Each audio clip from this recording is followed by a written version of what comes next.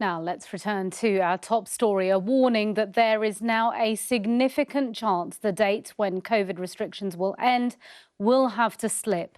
The warning today from one of the scientists on the government's Joint Committee on Vaccination and Immunisation, speaking to Sky News. Professor Adam Finn was speaking after a senior minister said the government couldn't rule anything out regarding a delay. Well, joining me now is senior clinical lecturer at the University of Exeter, Dr. Bharat Bankhania. Thanks very much for joining us this evening to talk about this. One of the big questions, of course, is are we at the early stages of a potential third wave in the UK? We could potentially be in the early stages, especially as we have a more infectious variant now circulating widely in the United Kingdom.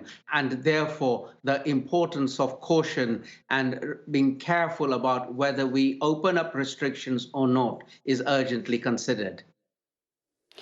Do you think there's been a false sense of security given the successful vaccination programme? People thinking that they're now protected completely and not really recognising that transmission is still a possibility? Yes, indeed. And also there has been a lot of beating of the drums saying 21st of June is around the corner and no matter what, 21st of June will arrive. Whereas what the narrative has to be is if all is well, we will remove restrictions on the 21st, if all is well, according to the data. And we've let slip of that narrative.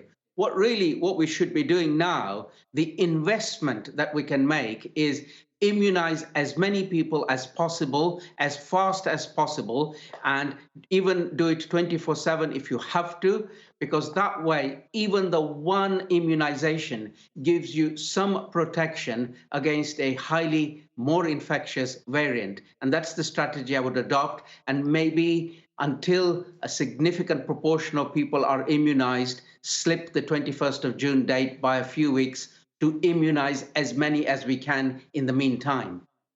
You mentioned the beating of the drum for various dates. Of course, the government is trying to keep everyone going and have some hope in the middle of a dreadful pandemic. But do you think the PM really does need to stick with the data, not the dates? It's extremely important. And I was reflecting on where we are today. And I feel, hold on a minute, I have the hospitality industry and others saying we are going to go bankrupt. And I say, well, please write to the Prime Minister and say something like this. We have a variant which has arisen from India, which could have been stymied if we had put India on a red list sooner. Now that we didn't do it, would you like to compensate us? And the second thing is, as the dates slip back, we release a task force to immunize as many people as possible. Wales has done a really good job in immunizing a significant proportion of its people.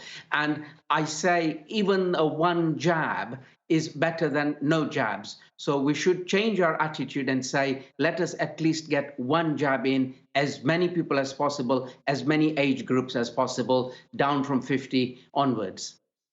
I want to ask you about the fact that we might not have the 21st of June easing of lockdown, but let's talk about the 17th of May easing of lockdown. Do you think that was the right decision to do, or do we need even, in fact, a rollback potentially of the 17th of May?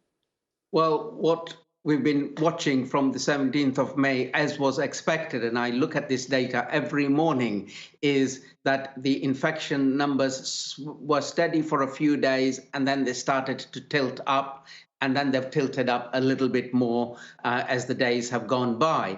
And this was inevitable. But what has put the fly in the ointment is a widely circulating variant, which we find difficult to contain and control. So we need those task forces, especially in the hotspots where the virus is in wider circulation, and immunize as many people as possible, as fast as possible. That will really save the day.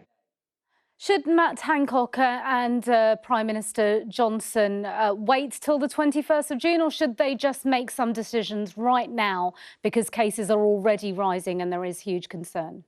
Please make the decisions right now. And if I were advising Prime Minister Johnson and other senior members of the Parliament, I would be saying the following.